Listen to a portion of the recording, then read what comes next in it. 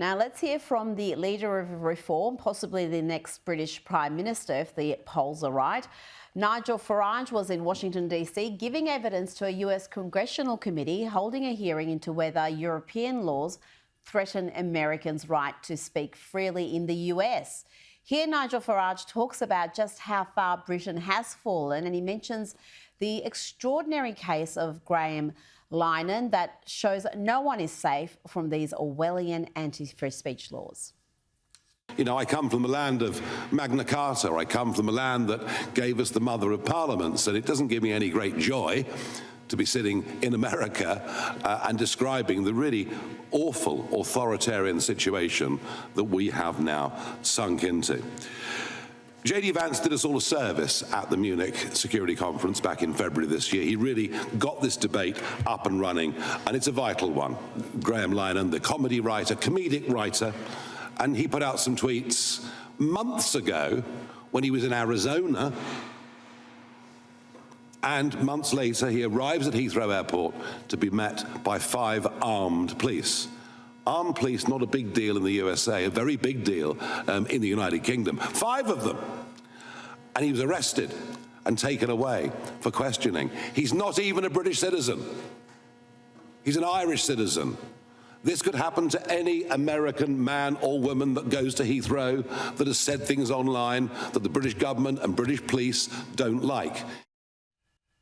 Josh, I've had Graham Linehan on my program. I've had a look at what he posted. It's not in any way extreme or warranting police attention.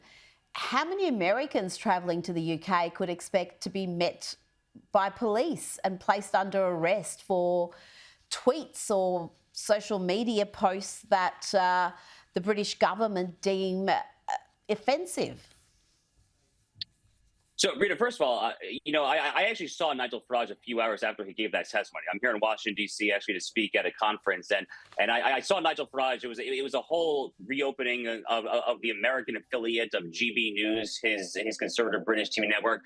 There were a lot of Trump administration officials there. Caroline Levitt was there, Commerce Secretary Howard Lutnick were there, many other pretty higher up luminaries as well. And the message was pretty unmistakable, which is that the Trump administration would love nothing more than for Nigel Farage to be the next Prime Minister of the UK. Frankly, I would love nothing more than for Nigel Farage to be the next Prime Minister of the UK, because if the UK has any chance of saving itself from going entirely through the looking glass, Alice in Wonderland style, then I think Nigel Farage is very much the man for the job, because they really are at this moment tragically going through the looking glass. I'll give you an example, which I think will kind of hammer home this point. So last summer, there was this whole uprising. There was a horrific killing of a second generation Rwandan in Britain of these girls at a dance class there in the south of England there, and then with these Muslim riots and then kind of other riots in response there. And I did a recording on my show, the Josh Hammer Show, and I talked about two-tier Keir Starmer for the Labour Party the Prime Minister there. Rita, I have a friend who is a lawyer in London who messaged me on WhatsApp and said, Josh, you should probably delete this episode. I said, What are you talking about here? He said, you actually might get dragged into British court for defamation for this. Now, as a matter of principle, I didn't delete it. I have not been dragged into court there. But that's just to say, Rita, that is seriously how on edge I think a lot of folks in the UK are. It is Orwellian totalitarian stuff. It's disgusting, frankly. It is disgusting, and here Nigel Farage pleads with the US to hold the line on free speech. Don't allow, piece by piece, this to happen here in America. And you would be doing us and yourselves and all freedom-loving people a favour if your politicians and your businesses said to the British government, you've simply got this wrong.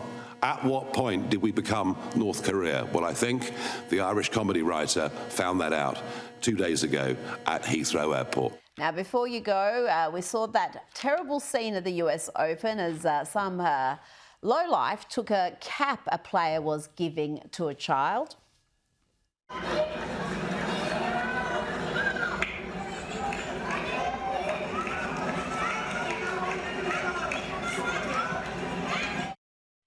That dude has been named and shamed comprehensively by now. But here's the antidote, Josh, to that nastiness. Watch here as Blue Jays fan catches a baseball and immediately hands it to a young kid who breaks down in tears.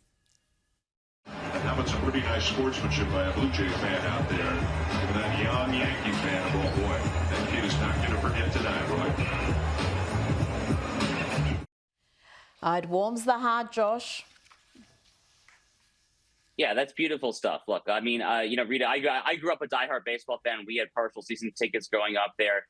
I have fond memories of seeing that sort of stuff in person, actually. I mean, like, that's kind of the quintessential American spirit, right? I mean, right there is kind of this selflessness, this ability to kind of pitch in, to kind of do for the children, for the next generation there. I mean, I don't know who the heck this schmuck is at the U.S. Open there who is stealing this cap there, but, that guy should be tarred and feathered in the public square. And hopefully, Rita, frankly, if I were advising the U.S. Open folks, the U.S. Tennis Association, I would say ban that guy for life because he doesn't deserve to buy a ticket anymore to the U.S. Open. Oh, he has definitely been named and shamed. I've read a lot about him online in recent days. He's paid a heavy price for that little action. Josh Hammer, thanks for your time tonight. Thank you, Rita.